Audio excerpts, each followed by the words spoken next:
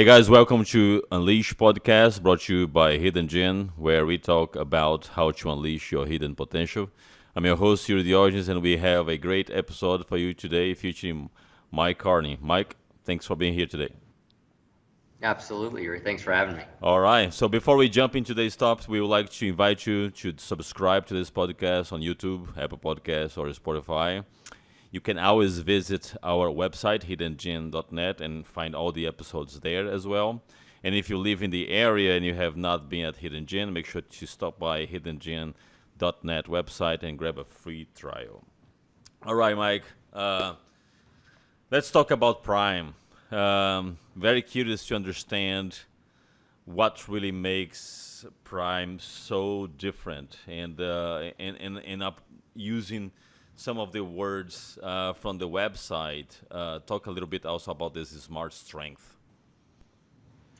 Yeah, so basically, what separates us, I think, from, well, quite frankly, all the competition is the fact that we give the user the ability to manipulate the resistance profile of a given exercise. And what I mean by that, simply put, is you have the ability, whether it be our selectorized units or our plate loaded units, to place the peak resistance at your desired location. So if we use, for example, the arm curl, which is very straightforward, we can basically manipulate the resistance profile where the majority of the resistance would take place at the peak contraction, the mid-range, or the onset of the exercise. So, the benefit there is just, it just has so much versatility, from flexibility, mobility, hypertrophy training, even rehabilitation, so if you think about, your person that's had like a biceps tenodesis, total shoulder, they can basically kind of work around, so to speak, areas where it may be painful for them, and if you can manipulate the resistance profile of an exercise, obviously you can kind of dodge those problematic areas. For the example of the arm curl again, if I can make the onset of the action a light resistance load and then the resistance profile becomes increasingly difficult, obviously, I'm removing kind of that initial force at the onset or the launch of the exercise. So yeah, there's just so many different benefits to being able to have the option to dictate where that peak resistance kicks in a given And exercise. that's what the website calls smart strength. Correct. Yeah, that's our fancy marketing Uh-huh. vernacular for variable resistance training. I mean, VRT. That's a very common term in the industry. If you go, back in the day, it's bands, chains, etc.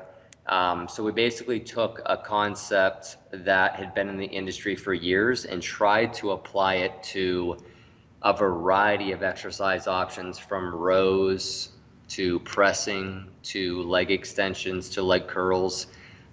So yeah, we're just taking very fundamental exercise theory and adding a little bit of science forward methodology to them. Is it true to say that most of the equipments to be able to reach this level of customization on each exercise, they must be plate loaded type of equipment, or you also have uh, plate selector and things like that?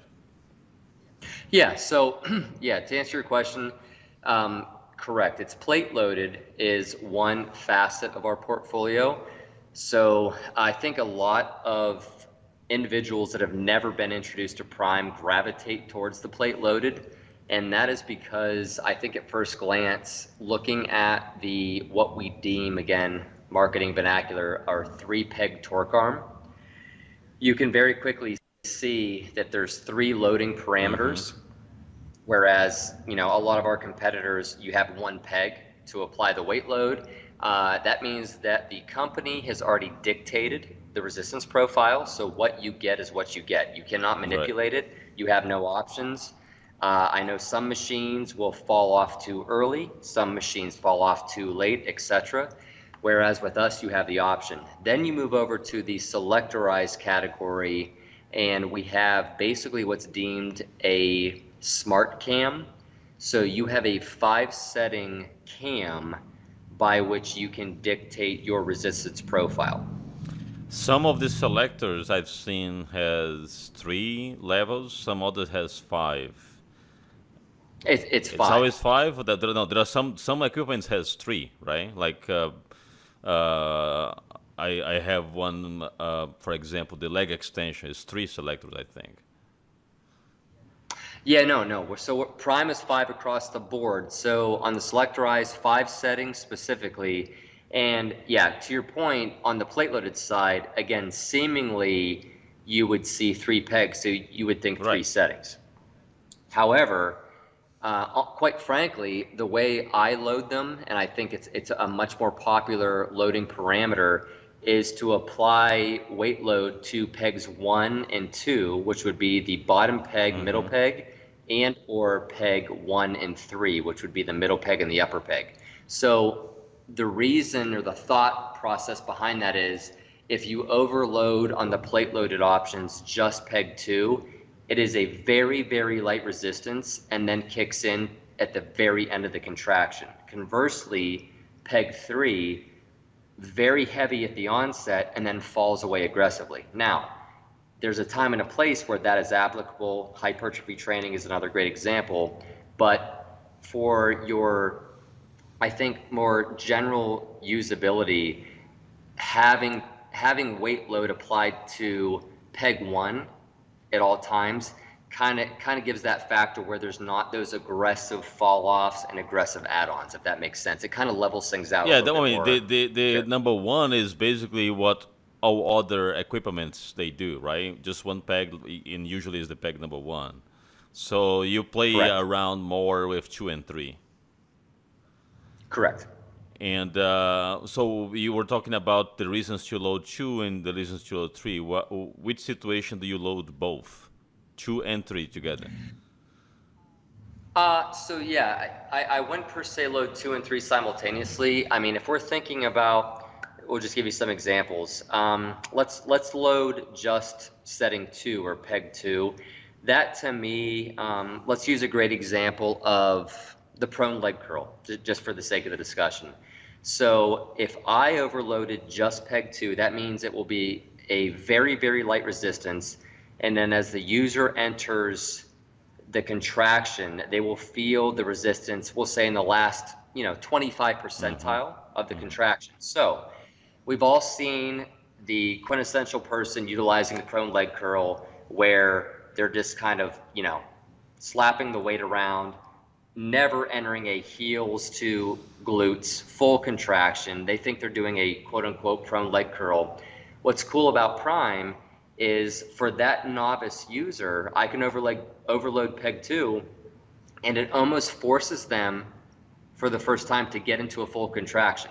There's that mind to muscle realization that takes place because again, they feel nothing, nothing, nothing. Then all of a sudden, you see this light bulb go off, and I've literally watched it time and time again, which is so cool. Where they have that aha moment, their eyes get real wide, their mouth opens up, and they're like, "Whoa! I felt it kick in." And I'm like, "Right, you finally did a legitimate prone leg curl, for example. The machine's telling you get into a full contraction." So that's where peg 2 comes into place. Obviously, you can always have a great time with cadence. You can get people into, a 2-second squeeze, so to speak.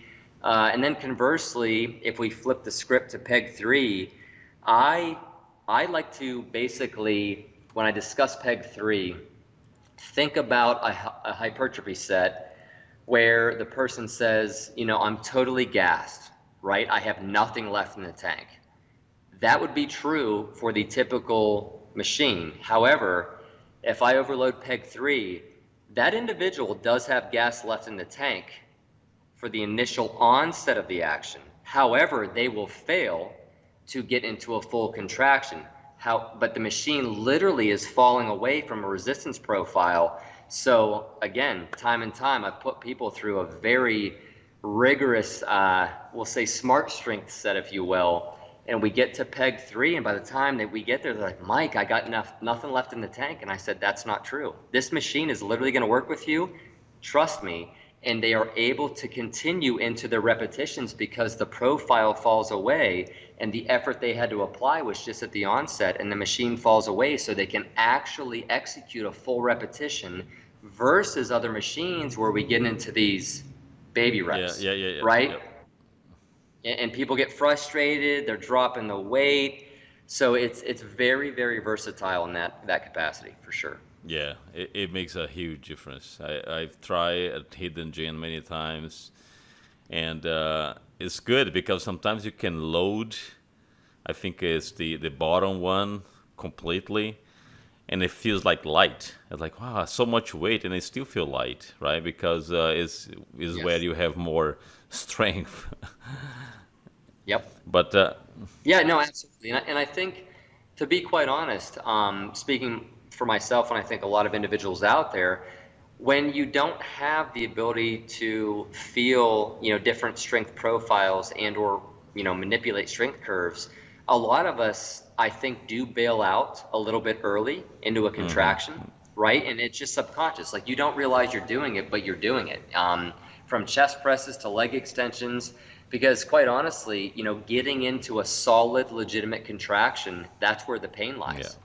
You know what I mean? A lot of people don't want to hang out there too long because it hurts and they've applied a heavy weight load and they kind of want to bail. So it's neat to have the ability to manipulate a profile by which, to your point, it's almost like nothing, nothing. Oh, there it is. Like, I need to get into that contraction. I need to be comfortable there and live there. And, that's where the moneymaker is. right. So, But Prime has different lines of product. We are basically talking about the plate loaded. There is a very interesting line called the Evolution, right? So what is the difference of the Evolution? yeah, so if we switched over, the general term would be selectorized. And when I say that, I'm referencing our portfolio by which you are taking a popper pin and selecting a weight stack. Obviously, the weight stacks vary from machine to machine. But basically, we have two lines up underneath that umbrella, one being the evolution that you just referenced, the other being hybrid. And simplistically put, the evolution series, smaller product offering. So we'll call them the fundamental or core pieces. So a tighter footprint on the Evolution series, more contoured pads. The cam on the Evolution series, I call it basically a one size fits all. So the cam is going to be consistent across all of the Evolution products in terms of the size and the resistance profiles, the feeling you get when you manipulate and adjust through the 5 settings. And then when you transfer over into hybrid, basically double the exercise options, much more specialized in that the cams themselves are basically shaped and engineered specifically for the biomechanics relevant to an exercise. So for example, if you looked at a hybrid chest press, that's a large muscle group. The cam is large. Then if you transfer over into the hybrid lateral raise, you actually get not one but two cams, and they're much smaller and different in shape. So again, hybrid being probably geared more towards the moderate to serious strength enthusiast with more robust framing, heavier weight stacks on some exercises, larger padding. Evolution, to be fair, beginner to intermediate, much more consistent in terms of the cam design, Interesting etc. because from the naming perspective, I always thought that the Evolution was like the most advanced one, and it sounds like hybrid is the like as far as technology involved, hybrid seems to be much better. Yeah, so basically hybrid came before evolution. So to your point, yes, evolution, from a marketing standpoint, was us evolving, quote unquote, out of the hybrid line, being that, we saw a need for, certain clientele, certain facilities by which they would appreciate a more simplistic or consistent design, if you will, a more sleeker, more stylish look. And then there's definitely a clientele that are a little bit more quote unquote die hard and would appreciate those specific biomechanical customizations. Are you guys with this entire dynamics that is happening today, people working out from home, are you guys planning to or at least thinking about having a home line for home users, or that's not something that you guys are thinking about?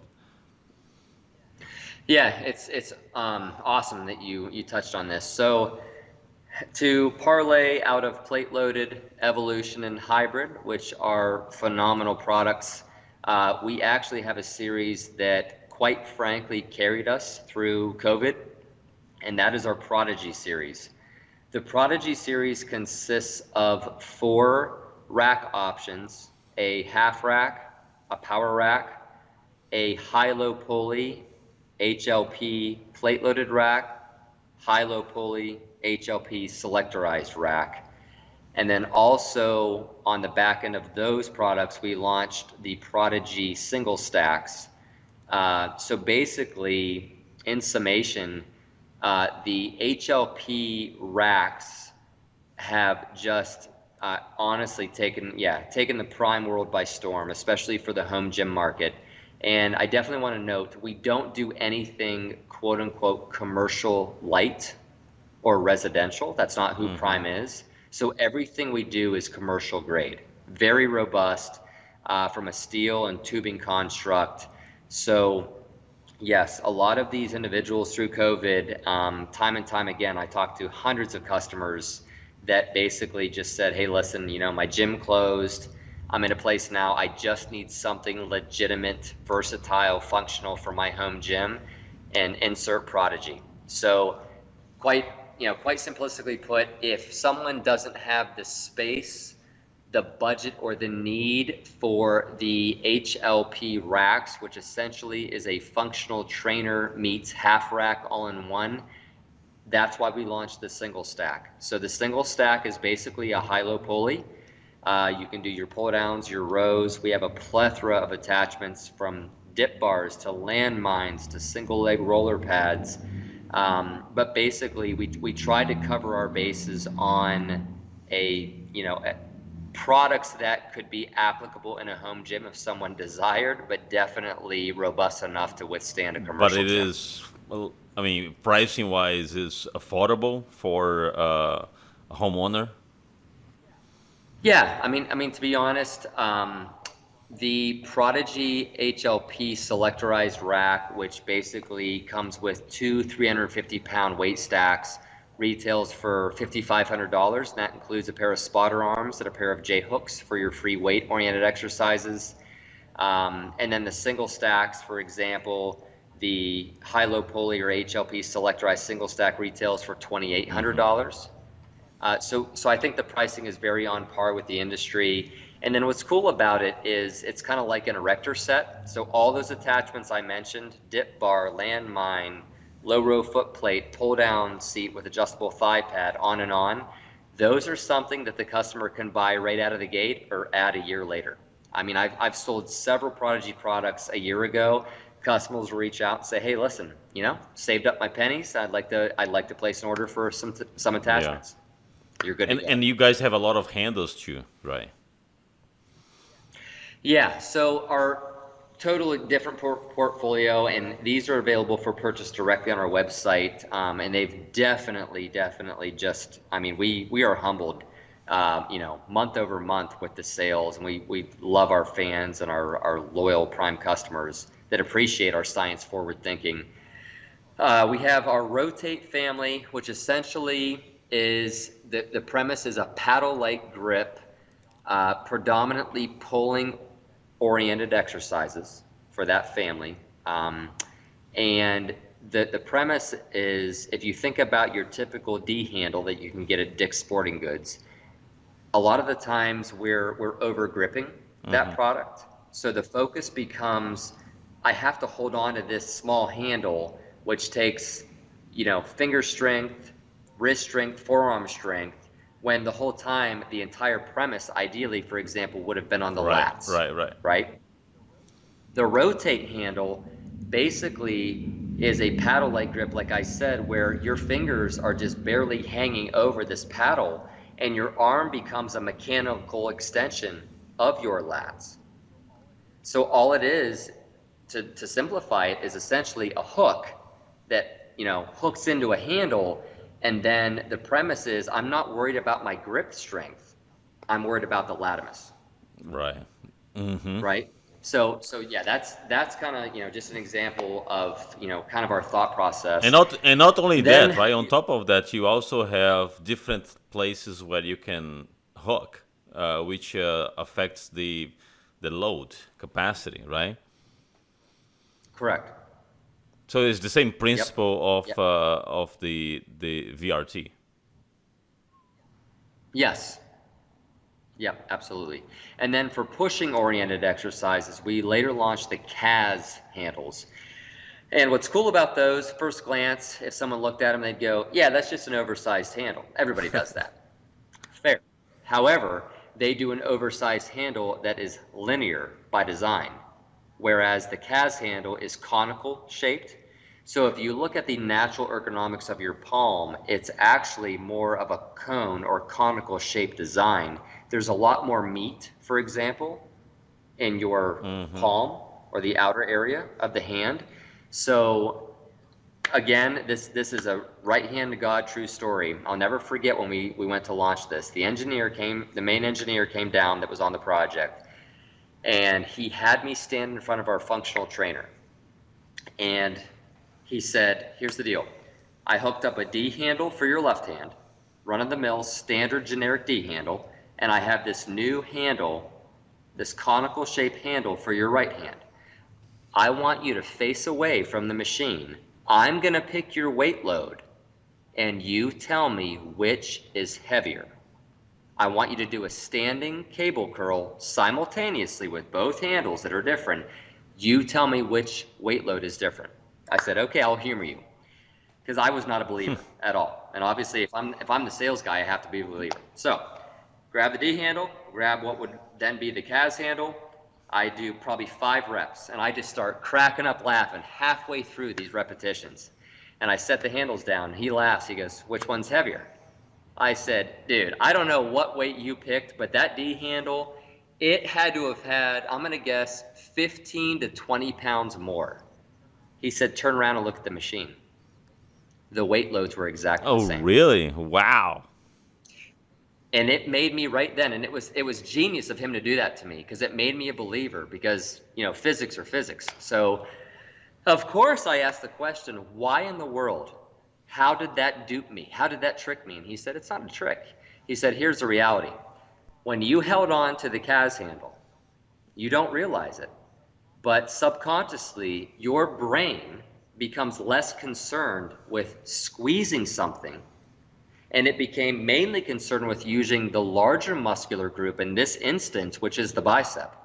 The D handle, oh yeah, it worries about the bicep, but it worries about the forearm, and it worries about the grip strength. And you don't acknowledge that because we don't know what we don't know. So, And I'll so never just forget that to example. And recap, the one that you felt heavier was the right, which was the the one that felt heavier was the smaller generic D handle, mm, because in my brain I had to put more effort into squeeze. up. I better hold on Yeah. to this. You know what I mean? I got to squeeze this, and I can't let go of it. And I do have to worry about my bicep. Whereas the CAS handle, because of its cone-shaped, elongated, and large size, I didn't have to worry about hanging on to it. I just worried about the bicep. So theoretically, it quote unquote felt Right. lighter, but it's the same weight load. Is it valid or true to say that the CAS handle is basically a fat grip? A fat grip, but cone shaped. And that cone make that big difference? Here's what I'll say. I think the way I would say it is, if you looked at it on a hierarchy scale, it would go D handle, run of the mill standard Hmm. D handle, fat grip, CAS grip. Yeah. right? So we're just taking what's already been done, phenomenal idea. The fat grip's been around for years, but it's linear, but we're making it just a little bit more biomechanically and ergonomically advantageous for the user. So you just have that much more of an edge. Very, very, very price competitive. The CAS handles are 125 for the pair. So again, I sell, for example, going back to these Prodigy rack packages, it could be six, seven, $8,000 packages, all said and done. And then you get to the conversation about things like CAS handles, and the customer's like, "Oh, that's a no-brainer."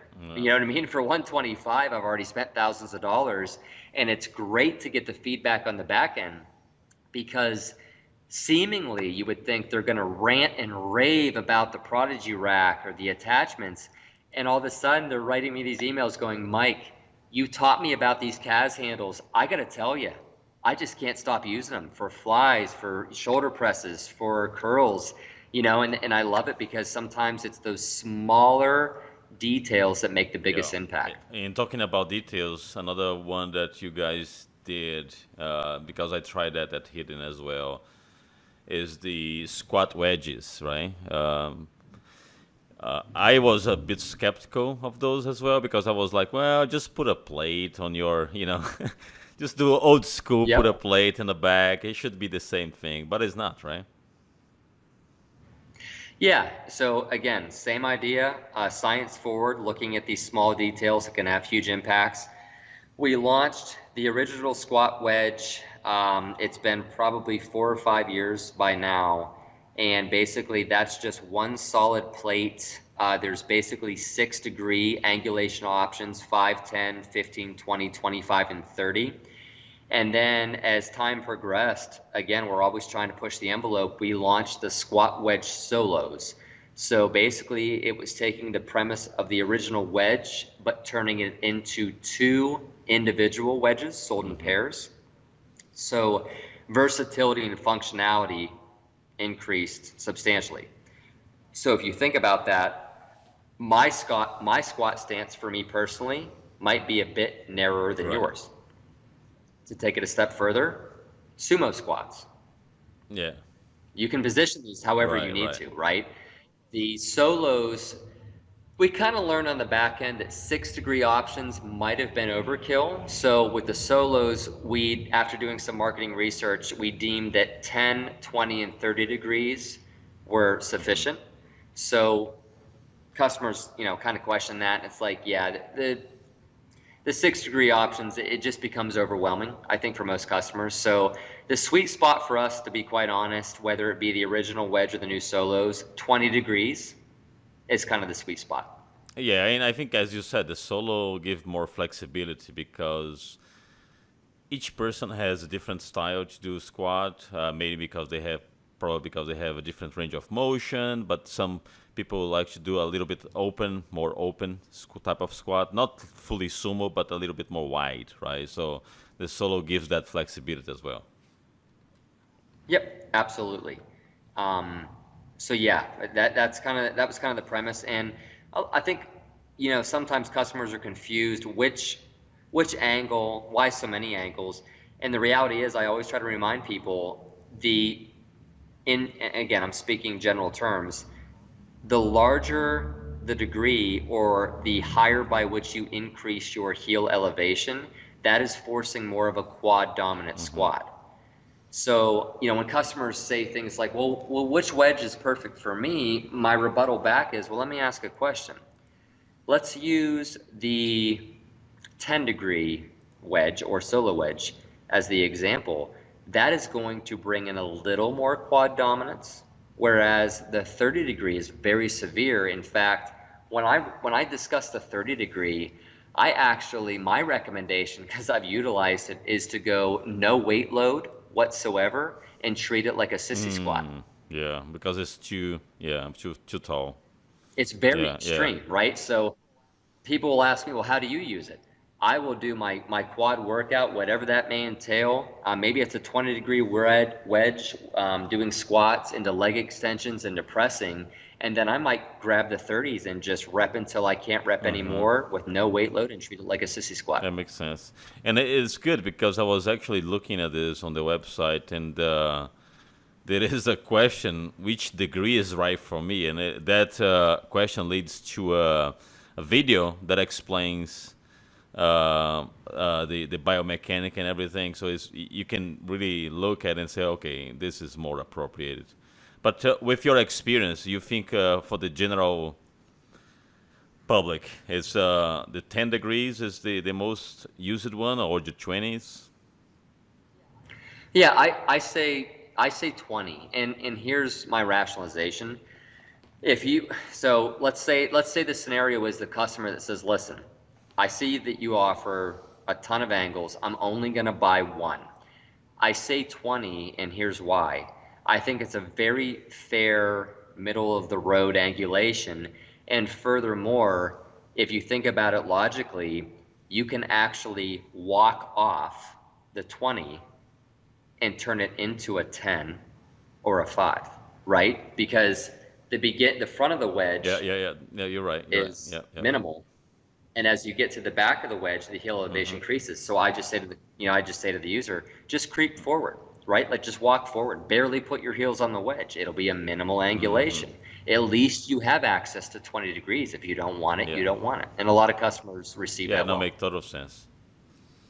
All right, Mike. I think that was a really great overview of all the why Prime is growing so much, and it's good to know that there is this line for home users with this Prodigy series that you mentioned. I think there is a lot of competitors doing those type of things. I'm not gonna mention names here, but you know the big ones that are doing a lot of hacks that has everything on it. So good to know that you guys are doing the same, because I believe that with COVID staying here and there, not fully resolved, a lot of people still working out at home, and I've seen home gym growing a lot. And not only that, but companies. I work for Microsoft, and Microsoft, for example, give me $1,200 a year to spend with equipment, right?